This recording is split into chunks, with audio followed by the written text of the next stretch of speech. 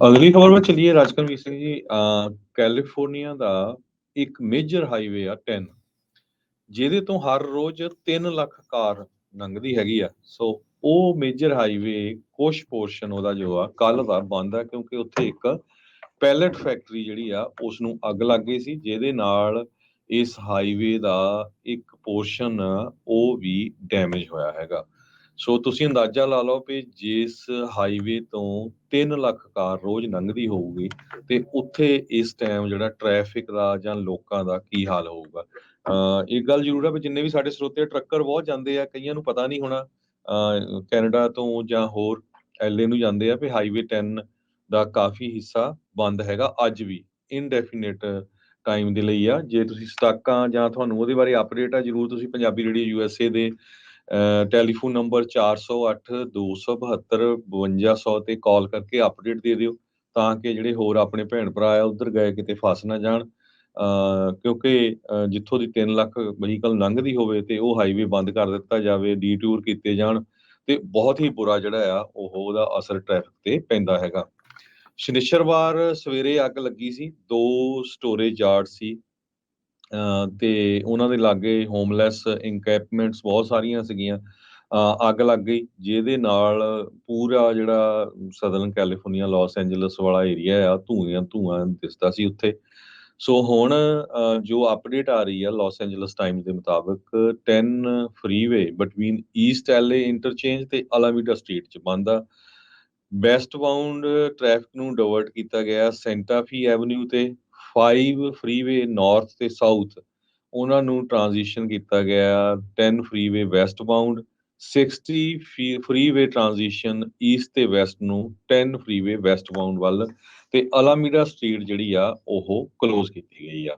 ਸੋ ਕਾਫੀ ਜਿਹੜਾ LA department of transportation ਨੇ alternative route ਤਾਂ ਦਿੱਤੇ ਹੈਗੇ ਆ, ਜਿਹੜੇ ਈਸਟ ਬਾਉਂਡ 10 ਨੂੰ ਜਾਂਦੇ ਆ ਉਹ ਐਗਜ਼ਿਟ ਕਰ ਜਾਓ ਅਲਾਮੀਡਾ ਸਟਰੀਟ ਤੇ, ਫਿਰ 16 ਸਟਰੀਟ ਤੇ। ਇਸੇ ਤਰ੍ਹਾਂ ਜਿਹੜੇ ਵੈਸਟ ਬਾਉਂਡ 10 ਨੂੰ ਜਾ ਰਹੇ ਆ, ਉਹਨਾਂ ਨੂੰ ਵੀ ਕਿਹਾ ਆ ਵੀ ਵਾਸ਼ਿੰਗਟਨ ਬੁਲੇਵਰਡ ਤੇ ਨਾਰਥ ਔਨ ਸੈਂਟਰਲ ਤੇ ਵੈਸਟ ਅਗੇਨ ਔਨ 16 ਸਟਰੀਟ ਤੇ ਜਾਓ।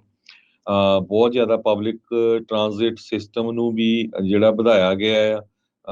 ਇੰਪੈਕਟ ਇਹਦਾ ਜਿਹੜਾ ਇਹ ਹੋਇਆ ਵੀ ਜੋ ਹਾਈ ਸਕੂਲ ਆ ਉੱਥੇ ਦੇ, ਜੋ ਲਾਸ ਐਂਜਲਸ ਦੇ ਯੂਨੀਫਾਈਡ ਸਕੂਲਸ ਆ, ਇਕੱਲਾ ਹਾਈ ਸਕੂਲ ਨਹੀਂ, ਸਾਰੇ ਓਪਨ ਤਾਂ ਜ਼ਰੂਰ ਹੋਊਗੇ, ਪਰ ਟ੍ਰੈਫਿਕ ਇਸ਼ੂ ਕਰਕੇ ਉਹਨਾਂ ਨੂੰ ਬਹੁਤ ਵੱਡੀ ਜਿਹੜੀ ਪ੍ਰੋਬਲਮ ਆ ਰਹੀ, ਜਿਹੜੀ ਬੱਸ ਜੀ ਸਰਵਿਸ ਆ ਉਹਨਾਂ ਦੀ।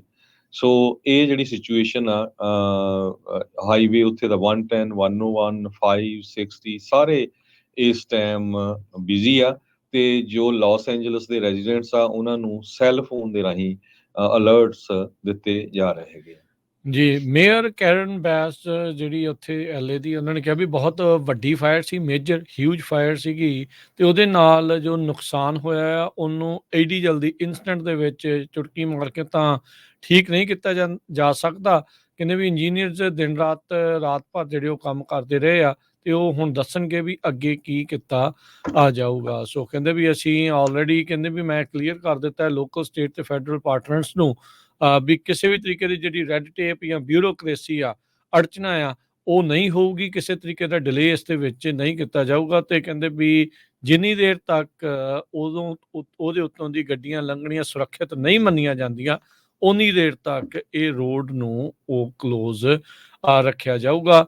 ਜਿੱਦਾਂ ਪਹਿਲਾਂ ਦੱਸਿਆ ਵੀ ਜਿਹੜਾ ਆ ਉਹ ਅਨਡਿਫਾਈਨਡ ਟਾਈਮ ਦੇ ਲਈ, ਪਤਾ ਨਹੀਂ ਕਿੰਨੇ ਚਿਰ ਦੇ ਲਈ ਇਸ ਨੂੰ ਇਹਨਾਂ ਨੂੰ ਬੰਦ ਰੱਖਣਾ ਪੈਣਾ ਆ। ਫਰੀਵੇ ਦੇ ਪਿਲਰਸ ਨੂੰ ਕਹਿੰਦੇ ਡੈਮੇਜ ਆਇਆ ਆ।